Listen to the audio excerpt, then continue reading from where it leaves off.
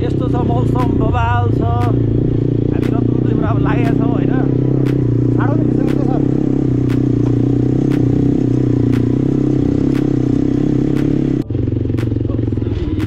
बाटोमा ट्र्याक्टर भेटियो जङ्गलको याद छ हामी बाइकमा छौँ ओ दाजु कस्तो मजा आइरहेछ कस्तो भइरहेछ बाइकमा अफरोडमा बाटो बिस्तारै होइन यस्तो छ है बाटो दाजु रातो क्यापमा ट्र्याक्टर अलिकति भएको छ हुन्छ हाम्रो तुजु देउरालीको विषयमा के एक दुई शब्द जाओस्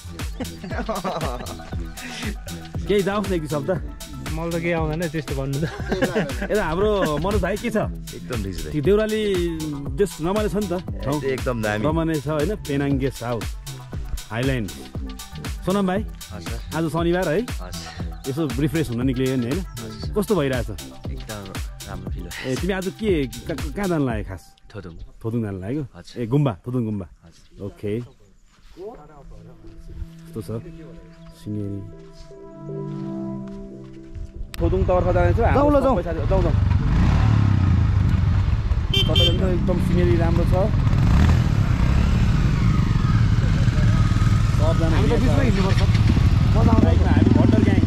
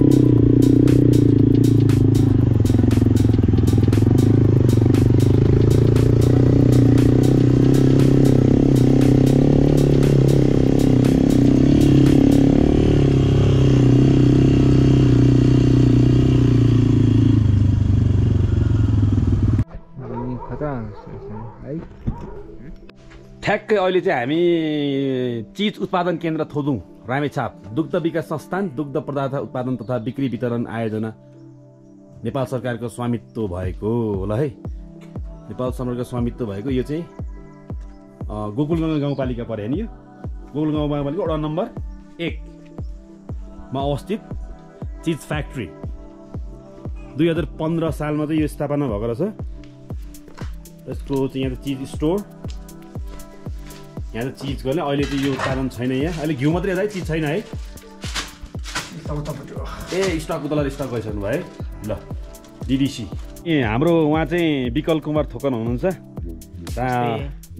मन्थली नगरपालिका 6 नम्बर वार्ड उहाँ चाहिँ बेनी अहिले उहाँ चाहिँ आफ्नो यहाँ कार्यस्थल चाहिँ उहाँको रामेछाप जिल्लाकै उमाकुण्डा गाउँपालिकामा वडा नम्बर 2 मा हुनुहुन्छ सर के कस्तो भइरहेछ तपाईँलाई यहाँ एकदम यो रमाइलो छ है ऐतिहासिक यहाँको चिज फ्याक्ट्री धेरै पुरानो रहेछ यसो पुरानो ठाउँको यहाँ यसो यहाँनिर घुमघाम यहाँनिर हेर्दाखेरि दुइटै रमाइलो लाग्यो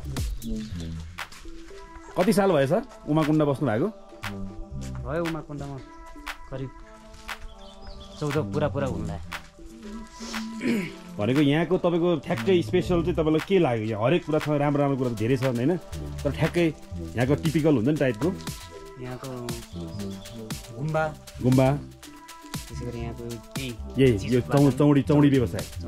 चौडी व्यवसायसँग जोडेको यो चिज फ्याक्ट्री राम्रो लाग्यो हावापानी असाध्यै राम्रो दाइको शुभ नाम के भयो दाइ सार्कीराम जिरेल ए तपाईँ यहाँ कार्यरत हुनुहुन्छ अनि तपाईँको घर चाहिँ कता जिरी है जिरी नगरपालिका वडा नम्बर कति भयो 4 है ल कति वर्ष भयो तपाईँ यहाँ कार्यरत हुनुभएको 14 वर्षदेखि हुनुभयो है ए यहीँ नै हुनुहुन्छ कि यो भनेको यो व्यवसायमा 14 वर्ष भयो भने कि यहीँ बसेको 14 वर्ष ओहो राम्रो समय बिताउनु भएछ त अनि हजुर ल अनि अरू कति यहाँ कृषकहरू कति छन् यहाँ तपाईँको दुध आउने कृषकहरू यहाँ 5 जना छ अनि मैले भनेको यहाँको स्टाफ चाहिँ 5 जना यहाँ 7 जना कुनै नेला छ कुनै यहाँ छ हजुर कृषकको त छ नेलाको छ ए हजुर अनि यहाँको 5 जना छ 5 जना अनि तपाईँको कृषकहरू कति दिनमा कति लिटर दुध जति आउँछ यहाँ सिजनमा खै अब दुध पाउँदैछ अब अहिले होइन सिजनमा आउने बेलामा कति जति पुग्छ अब होइन मोटामोटी यसो लगभग यति जति आउँछ भन्ने मोटामोटी सबैभन्दा अहिले हाइएस्ट कति आएको छ अहिलेसम्म तपाईँको 14 वर्षको अनुभवले सबैभन्दा बेसी दिनमा सबैभन्दा बेसी दुध आएको चाहिँ कहिले छ पहिला त बढी आएको थियो कति आएको थियो पहिला 14 गर्थ्यो अहिले गर्छ छैन नि 14 गर्थ्यो पहिले है अहिले कति गर्छ छ जम्मा अहिले कति 5 9 गर्छ जति छ 9 गर्छ छ है ए पहिला त 17 गर्थ्यो नि 17 गोठ 27 गोठ पहिला माथि दुबेरकोतिर सबै जोड त यो अहिले दुबी खर्कातिरबाट पनि आउँछ यहाँ दुध उतै साका जान्छ कहाँ छ ऊ नेला छ नेलाबाट माथि जान्छ दुबेरको घिउ चाहिँ यहाँ ल्याउँछ बनाएर दुबी खर्कातिरको चाहिँ दुध चौरीले घाँस खाएको दुधको चाहिँ एकदम राम्रो हुन्छ अरे नि हो चिज यतै बनाउँछ घिउ त्यही त नि हो मिक्स माक्स गरिदिनुहुन्छ तपाईँहरूले मिक्स त गर्नु परिहाल्यो बात पुग्दैन हो बात पुगेको मिसमाक्स भनेको तलमाथिको चौडीको चाहिँ मिक्समाक्स हुन्छ अरू मिक्स एरियातिरको भन्दा त्यताको चाहिँ अलिक राम्रो हुन्छ अरे माथिको मात्रै बात पुग्दैन हजुर माथिको मात्रै बात पुग्दैन मिसेर बनाउनु पर्यो वार्षिक चाहिँ कति हुन्छ यहाँ चिज उत्पादन वार्षिक वर्षमा अहिले तत्काल अस्ति कति भयो होला खै त्यता माथि हेर्नुपर्छ भन्दा थाहा छैन मोटामोटी यसो कति हजार जति हुन्छ 1000 किलो जति हुन्छ है 1000 बढी हुन्छ घिउ चाहिँ पनि त्यही हो मोटामोटी यता त्यही भने चाहिँ 1000 जति हुन्छ कि 1500 1000 किलो हजुर 1000 त बढी भइहाल्छ नि 1500 2000 कति वर्ष लाग्यो घिउ लास्टमा एक्सिडेन्टमा 5-7 हजारै हुन्छ है ए राम्रो छ यो चाहिँ अनि कहाँ जान्छ यहाँबाट चाहिँ कहाँ पठाउँछ हजुर घिउ चिज सबै चिजहरू चाहिँ तपाईँको लाइन चौर जान्छ हजुर यता जिरी यता भण्डार यतातिर जान्छ हजुर अनि घिउहरू चाहिँ यतैतिर ए यतैको मान्छेले हजुर खपत गर्छ हजुरको शुभ नाम? मेरो चाहिँ लालबहादुर जिरे, लालबहादुर जिरेल। हजुरको जिरी नगरपालिका वडा नम्बर 5। वडा नम्बर 5। कति कार्यरत हुनुभएको? कति वर्ष भयो? म चाहिँ यहाँ 3 वर्ष जस्तो होला। 3 वर्ष हुँदा है। जस ठिक छ। यस्तो छ बाटो। यो चाहिँ एकदम नेचुरल बाटो है।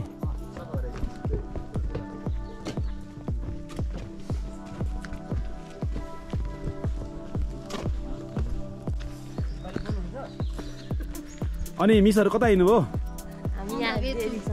डेरीमा आउनुभएको? ए कहाँदेखि आउनुभयो अनि?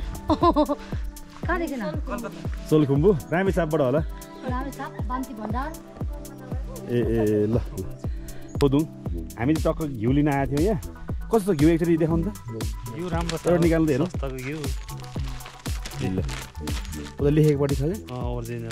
ओरिजिनल यो चाहिँ हाम्रो दुग्ध विकास केन्द्र पोदुङबाट लिएको घिउ है। यस्तो यस्तो छ चिसो है मौसम। वाउ ताङ। यो चाहिँ हाम्रो चाहिँ बुद्ध धर्ममा चाहिँ यो बालेर चाहिँ शुद्ध बनाउने त हुन्छ। त्यही भएर उहाँहरू चाहिँ लेकमा आएको बेलामा टाइमको सदुपयोग। साङ यो चाहिँ हामी साङ बाल्छौँ नि होइन? यो बाल्यो भने शुद्ध हुन्छ भन्छ नि त हाम्रो बुद्ध धर्मले। हजुर साङ छ। साङदाको सोध्नु मन लागेर चाहिँ के दाइ आराम हुनुहुन्छ? ठिकठाक हो? ठिक नभए घरमा सुतिहाल्थ्यो। किनभने सुत्नलाई त तपाईँ आउनु मिल्छ नि त कोही बेला। ठिक भएपछि हिँड्ने हो। ल ठिक छ त्यसो भए। दुई आठ मिनट चल्छ। दुईजना त जोडी खन्दा आउँदैन नि।